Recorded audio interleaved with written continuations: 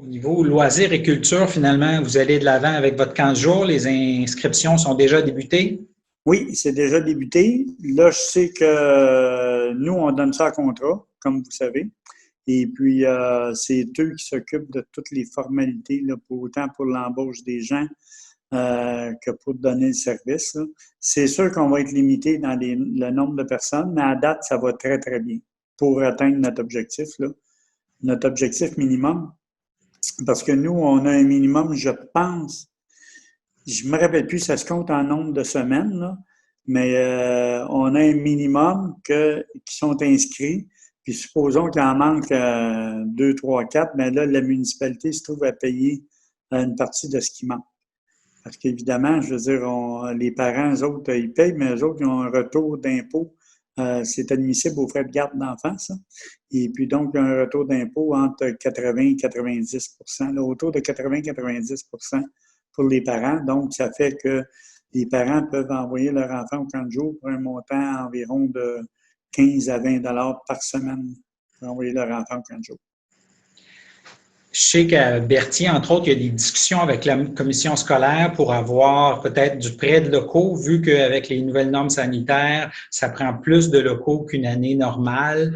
Est-ce que de votre côté, vous avez suffisamment de locaux pour avoir tous les jeunes que vous aviez l'an dernier? Nous, on est obligé de s'organiser avec nos locaux parce que la commission scolaire, on prétend qu'on ne peut pas nous passer les locaux de l'école. Et puis, je me rappelle pas si c'est parce que la commission scolaire fait des travaux là, à l'école, là, mais souvent, c'est ce qui se produit. On se demandait, j'en ai parlé avec ma collègue de Berthier aussi, parce que dans le fond, des travaux, ça peut, là, avec le confinement qu'on a eu, ils ont eu un certain temps pour les faire aussi, là. Mais en tout cas, c'est sûr que c'est ce qui fait qu'on ne peut pas nécessairement avoir les locaux de la commission scolaire. Mais vous avez assez de locaux, la municipalité, pour Bon, on est obligé de s'être distancié diminuer. et tout, là. On a été obligé de diminuer le nombre d'enfants admissibles là, par rapport à nos locaux, justement. Vous avez plafonné à combien? Il me semble que c'est une trentaine, là, OK. il me semble. Alors qu'une année normale, c'est combien chez vous? Ça se comptait en semaine, là. Ça se comptait en semaine. C'est pas nécessairement des choses que j'ai par cœur, là. OK. C'est pas nécessairement des choses que j'ai par cœur. À un moment donné, quand on en discute, il y a beaucoup de discussions, hein. Et puis, à un moment donné, c'est bien difficile de tout retenir. Puis, il y a peut-être mon âge aussi dans ça. C'est un sujet qui déclenche beaucoup de passion cette année, là, les camps de jour. Par exemple, Berthier a décidé de prendre seulement les enfants de Berthier cette année. Alors, les gens de Sainte-Geneviève qui allaient au camp de jour de Berthier ne peuvent pas y aller. Les gens de l'Île-du-Pas qui allaient au camp de jour de Berthier ne peuvent pas y aller. Ça fait des mécontents.